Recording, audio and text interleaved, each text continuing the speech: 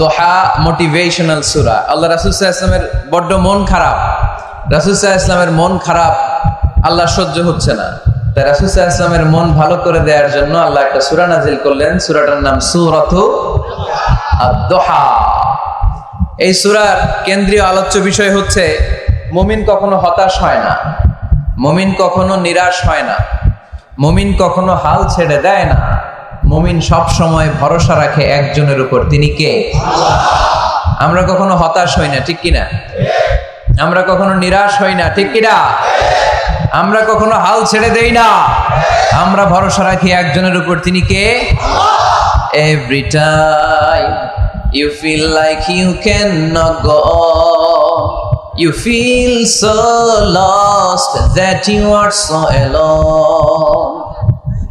Don't despair and never lose hope, 'cause Allah is always by your side. Inshallah, পড়েন, Inshallah, Inshallah, you'll find your way. Inshallah, Inshallah, Inshallah, you will find your way. সুবহানাল্লাহ পড়েন। আমাদেরকে রাস্তা দেখায় কে?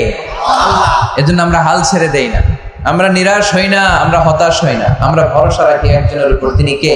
আল্লাহ। হ্যাঁ, এটা ঠিক, মাঝে মাঝে আমাদের জীবনে বিপদ আসে, পরীক্ষা আসে, মুসিবত আসে, এগুলো আসে আমাদেরকে শক্ত করার জন্য, ঠিক কিনা? আমাদের কোমরকে সোজা করার জন্য, আমাদের পায়ের নিচের মাটিকে শক্ত করার জন্য। প্রতিকূল পরিবেশে কি করে বীর দর্পে দাঁড়িয়ে থাকতে হয়, নিজের অস্তিত্বের প্রমাণ দিতে হয়, সেটা শিক্ষা দেবার জন্য। এজন্য মুমিনের হারাবার কিছু নেই। লা তাইআসু মির রাউহিল্লাহ, আল্লাহর রহমত থেকে নিরাশ হয় না। ইন্নাহু লা ইয়াইআসু মির রাউহিল্লাহি ইল্লাল কওমুল কাফিরুন, কাফের ছাড়া, মুশরিক ছাড়া, নাস্তিক ছাড়া, মুনাফিক ছাড়া কেউ কখনো আল্লাহর রহমত থেকে নিরাশ হয় না। আমরা সবসময় আল্লাহর রহমতের ভিখারি, আমরা সব সময় আল্লাহর রহমতের প্রত্যাশী, আমরা সব পরিস্থিতিতে ভরসা রাখি একজনের উপর, তিনি কে? আল্লাহ। তাহলে এটা হচ্ছে সেন্ট্রাল থিম, যে আমরা হতাশ হব না। Never lose hope, never be frustrated, never be upset, কখনো মন খারাপ করা যাবে না, আমরা আল্লাহর উপর ভরসা রাখি। এটা হচ্ছে কেন্দ্রীয় আলোচ্য বিষয়। এই সূরাটা নাজিলের একটা ব্যাকগ্রাউন্ড আছে। যেহেতু এটা মাক্কি সূরা, আল্লাহ রাসূল সাল্লাল্লাহু আলাইহি ওয়াসাল্লামের কাছে কোরআনের আয়াতগুলো নাজিল হতে শুরু করলো, রাসূল সাল্লাল্লাহু আলাইহি ওয়াসাল্লাম কোরআনের আয়াতগুলো প্রচার করতে শুরু করলো। যাই নাজিল হয় রাসূল সাল্লাল্লাহু আলাইহি ওয়াসাল্লাম কি গোপন করে রাখতেন? বা যা নাজিল হয়েছে তার অর্ধেক শোনাইতেন, বাকিটা শোনাইতেন না? এরকম? ইয়া আইয়ুহার রাসূল বাল্লিগ মা উনজিলা ইলাইক, হে নবী, হে রাসূল, যাই নাজিল হয় আপনি ছড়িয়ে দেন। রাসূল সাল্লাল্লাহু আলাইহি ওয়াসাল্লাম ছড়ায় দিতেন। যেটাই নাজিল হয় কাল বিলম্ব না করে বিশ্বনবী এই আয়াতের দাওয়াত দিতে শুরু করতেন। নাজিল হলো ইকরা বিসমি রাব্বিকাল্লাযী খালাক, খালাকাল ইনসানা মিন আলাক, ইকরা ওয়া রাব্বুকাল আকরামুল্লাযী আল্লামা বিল কলম, আল্লামাল ইনসানা মা লাম ইয়ালাম। পড়েন সুবহানাল্লাহ। নাজিল হলো, পড়ো তোমার রবের নামে যিনি শিখিয়েছেন। আমাদেরকে শিখিয়েছে কে? আমাদের সৃষ্টি করেছে কে? Read in the name of your Lord who has created, পড়ো তোমার প্রভুর নামে যিনি শিখিয়েছেন। নাজিল হলো 5 আয়াত, আল্লাহ রাসূল সাল্লাল্লাহু আলাইহি ওয়াসাল্লাম পৌঁছে দিলেন। নাজিল হলো ইয়া আইয়ুহাল মুজাম্মিল কুমিল লাইলা ইল্লা কালিলা, বিশ্বনবী পৌঁছে দিলেন। নাজিল হলো ইয়া আইয়ুহাল মুদ্দাসসির কুম ফাআনজির, পৌঁছে দিলেন। যাই আসে পৌঁছে দিতেন, যাই আসে পৌঁছে দিতেন। কিন্তু হঠাৎ করে ওহী আসার ধারাবাহিকতা হুট করে বন্ধ হয়ে গেল, ওহী আর আসে না। ফলে রাসূল সাল্লাল্লাহু আলাইহি ওয়াসাল্লাম নতুন কোন কোরআনের আয়াত মক্কাবাসীদেরকে শোনাতে পারে। মক্কাবাসীরাও এসে রাসূল সাল্লাল্লাহু আলাইহি ওয়াসাল্লামকে খোঁচায়, বলে কি মুহাম্মদ, কিছু বলো না, যে নতুন কিছু শোনাও না, যে এতদিন তো অনেক পটপট করছো, অনেক কথা শুনেছো, কই তোমার সেই কথা? রাসূল সাল্লাল্লাহু আলাইহি ওয়াসাল্লাম বলতে পারেন না। কেমনে বলবে? উনি কি মন গড়া কিছু বলে?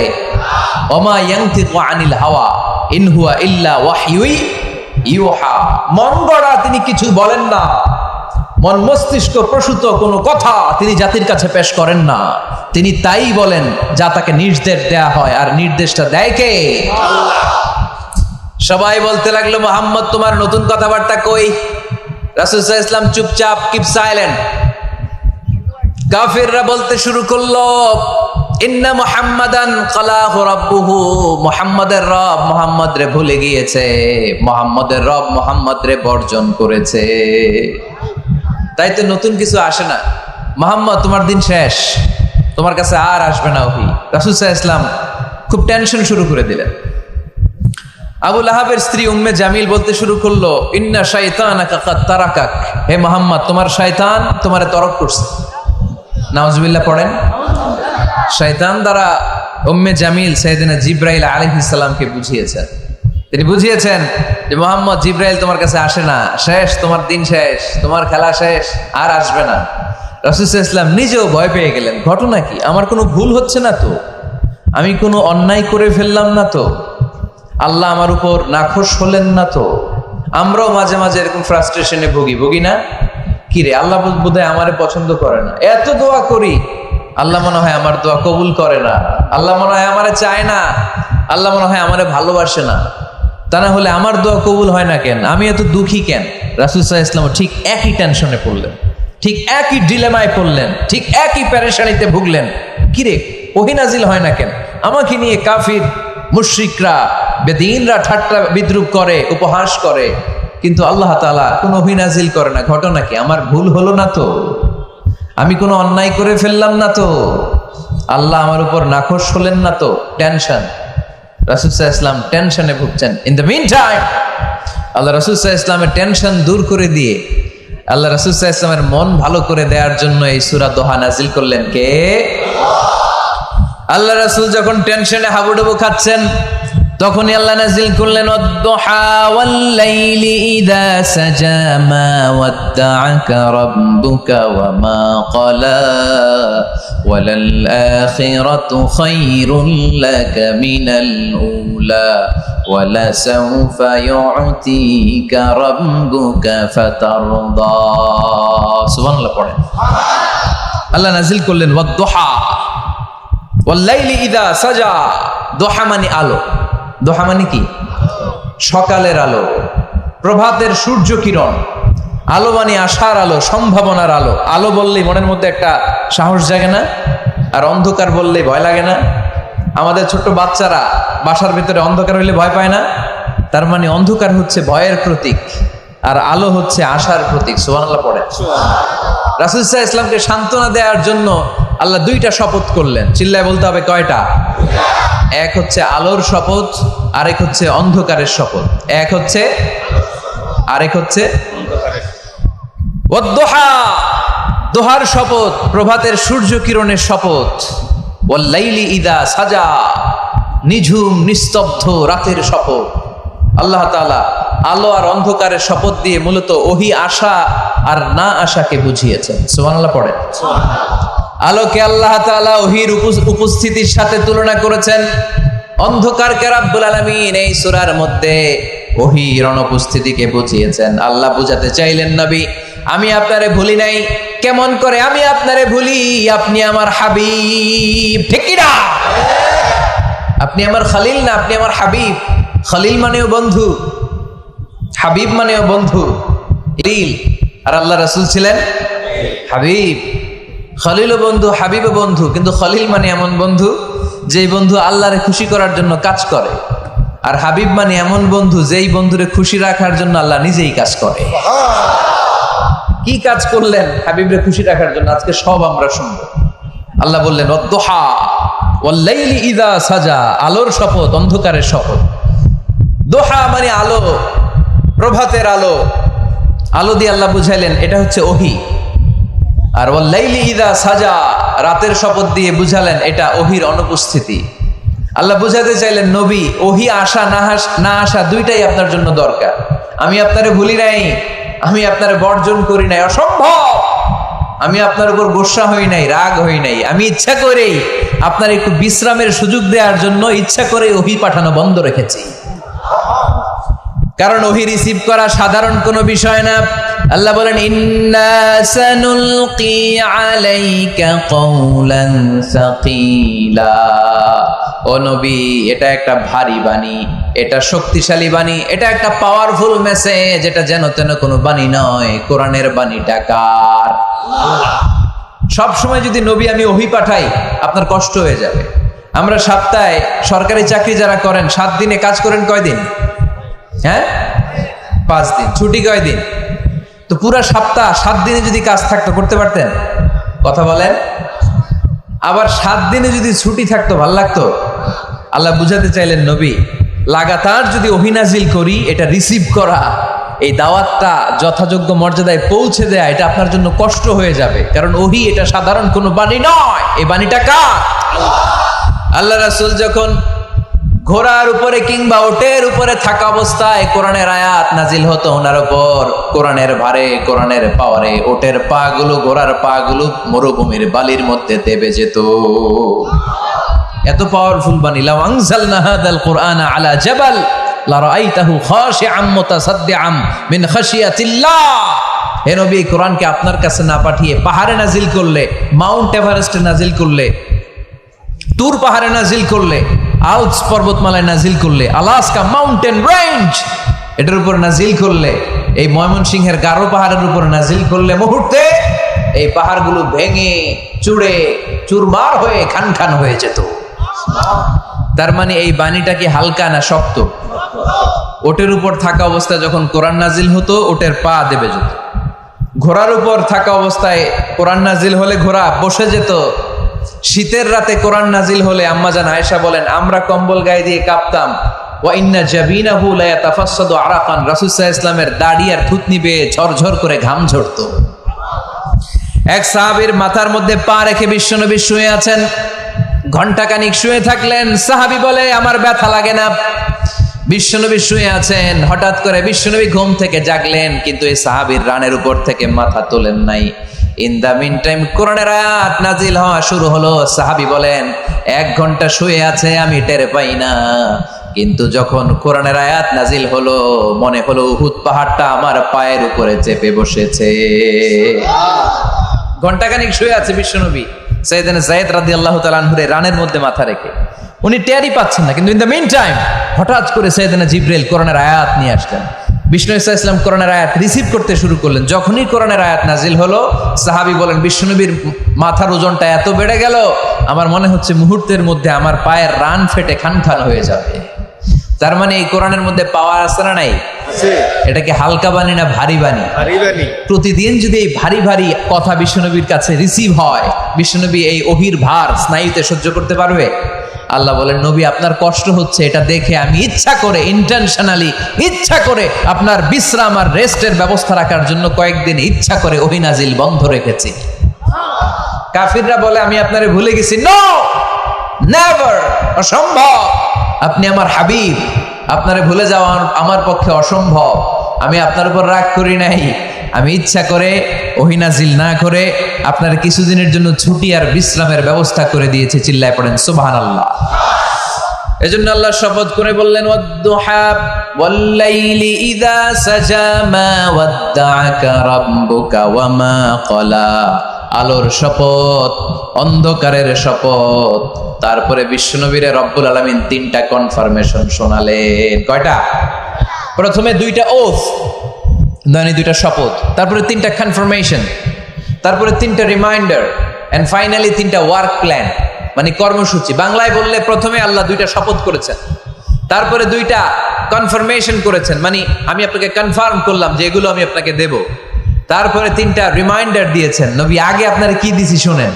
আর সর্বশেষ আল্লাহ তাআলা বিশ্ব নবীকে 3টা ওয়ার্ক প্ল্যান দিয়েছেন, মানে কর্মসূচি। চিল্লায় পড়তে হবে সুবহানাল্লাহ। কনফার্মেশন নাম্বার 1, মা ওয়াদ্দাআকা রাব্বুকা ওয়া মা ক্বালা। ও নবী চিন্তা করবেন না, আমি আপনারে ভুলি নাই, আমি আপনারে বর্জন করি নাই। কাফেররা যে বলে আমি আপনারে ছেড়ে দিয়েছি, ভুলে গিয়েছি, নো, আমি আপনারে ভুলি নাই। আপনারে ভুলা আমার পক্ষে সম্ভব না। সুবহানাল্লাহ পড়েন। দুই নাম্বার কনফার্মেশন আল্লাহ বললেন ওয়ালাল আখিরাতু খায়রুল লাকা মিনাল উলা। পড়েন ওয়ালাল আখিরাতু খায়রুল লাকা মিনাল উলা। ও নবী, দুনিয়ার জীবনের চাইতে আখিরাতের জীবন আপনার জন্য শ্রেষ্ঠ।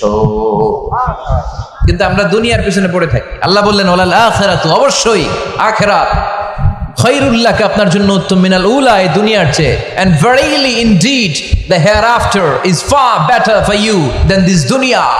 অবশ্যই অবশ্যই এই দুনিয়ার ক্ষণস্থায়ী জীবন আপনার জন্য উত্তম নয়, আখিরাত এই দুনিয়ার চেয়ে 1000 গুণ বেশি উত্তম। চিল্লায় কোন সুবহানাল্লাহ। আবার আরেকটা আছে আল্লাহ বললেন বাল তুসিরুনাল হায়াতাদ দুনিয়া ওয়াল আখিরাতু খায়রুন ওয়া আবাকা। তোমরা এই দুনিয়ার জীবনকে প্রাধান্য দিয়ে থাকো, কিন্তু দুনিয়াটা শ্রেষ্ঠ নয়। আল্লাহর কাছে আখিরাত হলো শ্রেষ্ঠ, আখিরাত হলো স্থায়ী। সুবহানাল্লাহ পড়েন। তাহলে প্রথমে কনফার্ম করলেন নবী নো টেনশন, নো টেনশন, আমি আপনার সাথে আছি। আল্লাহ যদি সাথে থাকে আর কিছু লাগে? দুই নাম্বার কনফার্মেশন। আচ্ছা, আমরা মাঝে মাঝে মেসেজ পাঠালে মেসেজ পৌঁছলো কিনা কনফার্মেশন আছে না? কনফার্মেশন মেসেজ পাঠায় না? একটা টপ আপ করলাম বা ইন্টারনেটের প্যাকেজ নিলাম, এটা অ্যাক্টিভ হলো কিনা একটা কনফার্মেশন মেসেজ আসে না? প্রথম কনফার্মেশন, নবী আমি আপনার সাথে আছি। দ্বিতীয় কনফার্মেশন, নবী এই দুনিয়ায় সাময়িক কিছু কষ্ট করেন, কিন্তু আখিরাতে আপনার জন্য কল্যাণ রেখে দিয়েছে কে? তিন নাম্বার কনফার্মেশন আল্লাহ বললেন ওয়ালা সাউফা ইউতিকা রাব্বুকা ফাতারদা। ও নবী, আমি আপনার সাথে আছি, আখিরাতকে আপনার জন্য সাজিয়ে প্রস্তুত করে রেখেছি, আর এই দুনিয়ার বুকে এমন এমন জিনিস আমি আপনারে দান করব, এগুলো পেয়ে দুনিয়ায় আপনি খুশি হয়ে যাবে। এমন এমন জিনিস আমি আপনাকে দেব, and verily I'm going to give you something that will make you happy. ও নবী, এমন এমন জিনিস আমি বাকি জীবন থেকে শুরু করে until you death, আপনার মৃত্যু পর্যন্ত আমি দেব, এগুলো পেয়ে আপনি খুশি হয়ে যাবেন। সুবহানাল্লাহ। বাড়িতে যে বলে দিবে কে? আল্লাহ। খুশি করবেন কারে? আল্লাহকে। বিশ্বনবী সাল্লাল্লাহু আলাইহি ওয়াসাল্লামকে খুশি করবেন কে? আল্লাহ। আর খুশি হবে কে? বিশ্বনবী। সুবহানাল্লাহ পড়েন। সুবহানাল্লাহ। ওয়ালা সাউফা ইউতিকা রাব্বুকা ফাতারদা। নবী, এমন এমন জিনিস আমি আপনাকে দেব, আপনার এই পেরেশানি, দুঃখ, কষ্ট আপনার থাকবে না। কখনোই আমি আপনার মন খারাপ হতে দেব না।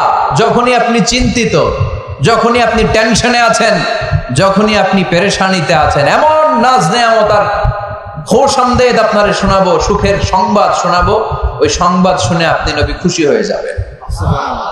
তার মানে নবীর মন ভালো করার দায়িত্ব নিছে কে? কি আল্লাহ পাইছি আমরা। বিশ্বনবীর মন খারাপ, তখনই আল্লাহ অ্যাক্টিভ, তখনই আল্লাহ নেয়ামত পাঠায়। কিভাবে বিশ্বনবীর মন ভালো করেন আল্লাহ? মক্কাতে বিশ্বনবী যখন দাওয়াতি কাজ শুরু করলেন, বিশ্বনবী দেখলেন মক্কায় দুইটা লোক আছে, এই দুই লোকের এক লোক যদি আমার ইসলামের ছায়ার তলে না আসে, তাহলে মক্কায় ইসলামের দাওয়াতকে বেগবান করা আমার জন্য কঠিন হয়ে যাবে। বিশ্বনবী ইসলামের মন খারাপ, হায় রে, এই দুইটার একজনও তো আমার কথা শোনে না, এই দুইজনের একজনও তো আমার দাওয়াত কবুল করে না। একদিন তাহাজ্জুদের সালাতে বিশ্বনবী ইসলাম কেঁদে কেঁদে আল্লাহর কাছে দোয়া শুরু করলেন। বিশ্বনবীর যে মন খারাপ, আল্লাহ তো এটা বোঝে টোঝে না, তাই না? আল্লাহ তো বোঝে দেখে না, না? তাহাজ্জুদের নামাজে ভারাক্রান্ত মন নিয়ে আল্লাহ রাসূল সাল্লাল্লাহু আলাইহি ওয়াসাল্লাম দোয়া করলেন, আল্লাহুম্মা আইজ্জাল ইসলামা বিআহাব্বির রাজুলাইনি ইনদাক। আল্লাহ, মক্কার দুইটা লোকের নাম তোমার কাছে বলবো আজকের তাহাজ্জুদের মুনাজাতে, দুইটা লোকের নাম তোমার কাছে তাহাজ্জুদের ফরিয়াদে আমি উল্লেখ করব। দুইটা লাগবে না, দুইজনের একজনরে দিলেই হবে। আল্লাহ রাসূল দোয়া করলেন, আল্লাহুম্মা আইজ্জাল ইসলাম বিআহাব্বির রাজুলাইনি ইনদাক। আল্লাহ, মক্কার দুইজনের একজনকে আমি চাই, এই দুইজনের যে কোনো একজন যেন কালিমা পড়ে মুসলমান হয়ে যায়। আল্লাহ রাসূল দোয়া করলেন, আল্লাহুম্মা আইজ্জাল ইসলাম বিআহাব্বির রাজুলাইনি ইনদাক বিউমর ইবনুল খাত্তাব আও আবি জাহল ইবনে হিশাম। আল্লাহ, হিশামের বেটা আবু জাহেল এরে দাও, নাইলে খাত্তাবের বেটা ওমর রে দাও। সুবহানাল্লাহ পড়বেন না? সুবহানাল্লাহ। কিন্তু আল্লাহ রাসূলের দোয়া কবুল হয় না। আল্লাহ রাসূল অপেক্ষা করছেন। ইন দা মিন টাইম সাফা পাহাড়ের পাদদেশে আরকাম ইবনে দারিল আরকামের ঘরে বিশ্বনবী বসে বসে কোরআনের দাওয়াত লুকিয়ে লুকিয়ে দিচ্ছিলেন। সাইয়েদনা ওমর ফারুক তখনও কালিমা পড়েন নাই। তিনি বিশাল একটা নাঙ্গা তলোয়ার নিয়ে বিশ্বনবীকে আক্রমণ করার জন্য যখন দারুল আরকামের ঘরের দিকে ছুটে আসছেন, সাহাবারা বলতে শুরু করলো, নবী আপনি ওই দরজা দিয়ে তাড়াতাড়ি মুহূর্তেই পালিয়ে যান, ওমরে ফারুক তলোয়ার নিয়ে আপনার সামনে চলে এলে রক্ষা নাই। আল্লাহ রাসূল বললেন, তোমরা সরব, দরজাটা খুলে দাও, ওমরকে আমার সামনে তাড়াতাড়ি চলে আসতে দাও। আমার মনে হচ্ছে ওই যে তাহাজ্জুদের জায়নামাজে বসে চোখের পানি ছেড়ে আল্লাহর কাছে যে ওই দিন রাতে দোয়া করেছি, আজকে আমার দোয়াটা কবুল হতে চলেছে। আমার তো মনে হচ্ছে আমার দোয়াটা কবুল হতে চলেছে, সরে যাও। হামজা ইবনে আব্দুল মুত্তালিব চাচারে সরাই দিলেন। সাইয়েদনা ওমর ফারুক তলোয়ার নিয়ে এসে বিশ্বনবীর নূরানি চেহারার দিকে তাকিয়ে মুহূর্তেই কুপকাত হয়ে গেলেন। তলোয়ারটা বিশ্বনবীর সামনে রেখে দিয়ে বললেন, আশহাদু আল্লা ইলাহা ইল্লাল্লাহ ওয়া আশহাদু আন্না মুহাম্মাদান আবদুহু ওয়া রাসূলুহু। আমি সাক্ষ্য দিলাম আল্লাহ ছাড়া কোনো ইলাহ নাই, আপনি মুহাম্মদ আল্লাহর রাসূল। বিশ্বনবীর মন খুশি হয়ে গেল। ওয়ালা সাউফা ইউতিকা রাব্বুকা ফাতারদা। নবী হে, অচিরে এমন এমন জিনিস আমি আপনারে দেব, আপনি পাবেন আর খুশি হবেন, পাবেন আর খুশি হবেন। আপনার মন খারাপ, আমি আল্লাহ নিজ দায়িত্বে মন ভালো করে দেব। পড়েন সুবহানাল্লাহ। সাইয়েদনা ওমর ফারুক মুসলমান হয়ে গেলেন। এবার আবু জাহেল, উতবা, শাইবা, ওয়ালিদ ইবনে মুগীরা এদের টনক নড়ে উঠল। কারণ ওমর ফারুকের মতো শক্তিশালী লোক মক্কায় দ্বিতীয়টা ছিল। উনি বললেন, ইয়া রাসূলুল্লাহ, আপনি কি সত্য নবী না? আল্লাহ রাসূল বললেন, হ্যাঁ সত্য নবী। এই কোরআন কি সত্য না? সত্য। ইসলাম কি সত্য ধর্ম নয়? এটাও সত্য। ওমরে ফারুক বললেন, ফাফিমাল ইখতিফা, তাহলে লুকায় লুকায় কেন?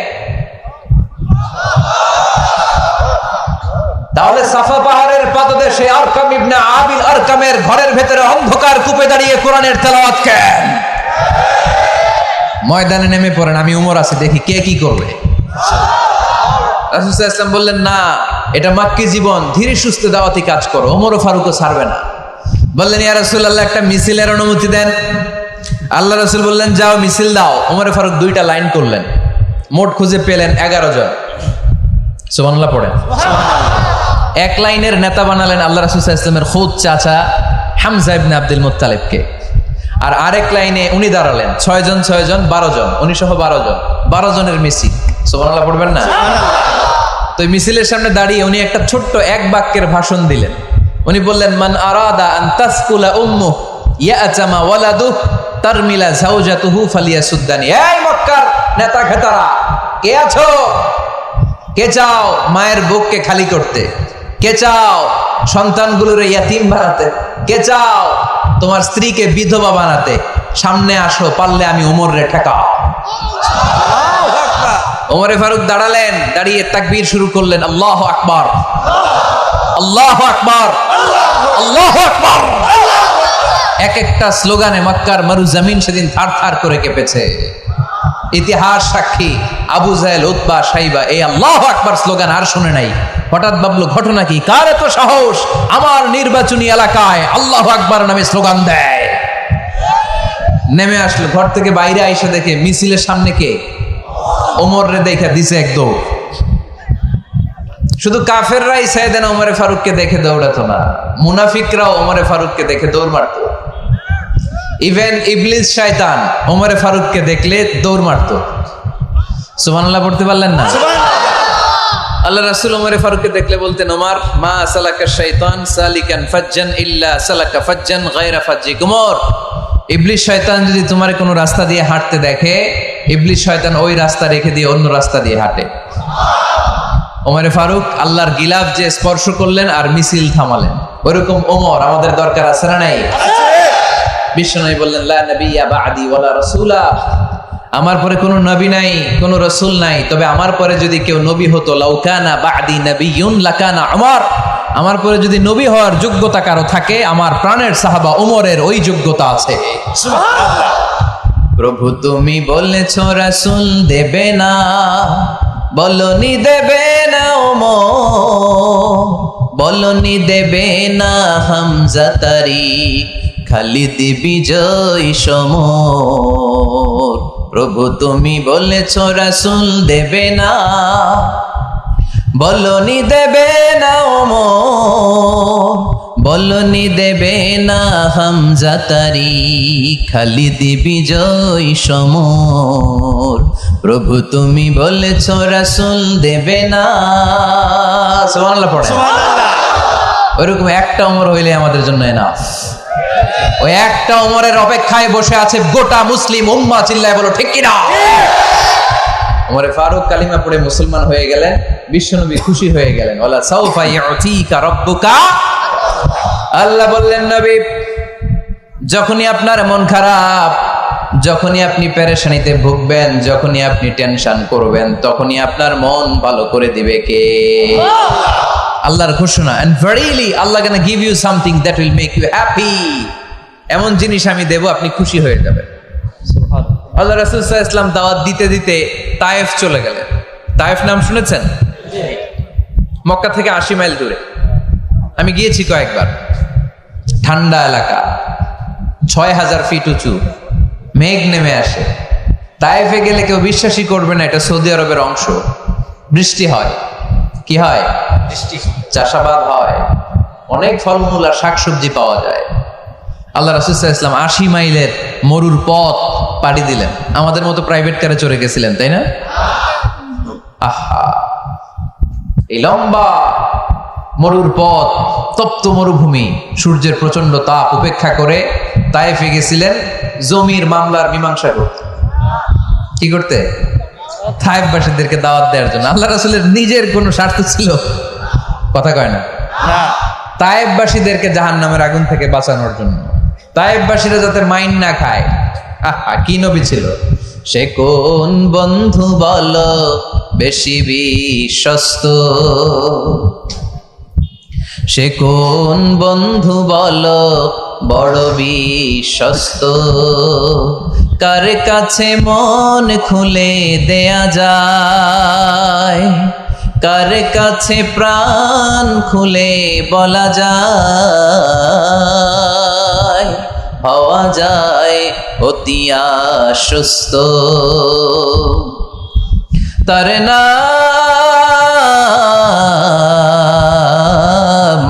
আহমদ বড় বিশ্বস্ত। সুবহানাল্লাহ পড়ে। কি দিল দরিয়া নবী ছিলেন, রাহমাতাল লিল আলামিন। I have sent you as a mercy for the entire universe। নবী হে, আমি আপনাকে গোটা বিশ্বের জন্য রহমত করে প্রেরণ করেছি। কোন সুবহানাল্লাহ। সুবহানাল্লাহ।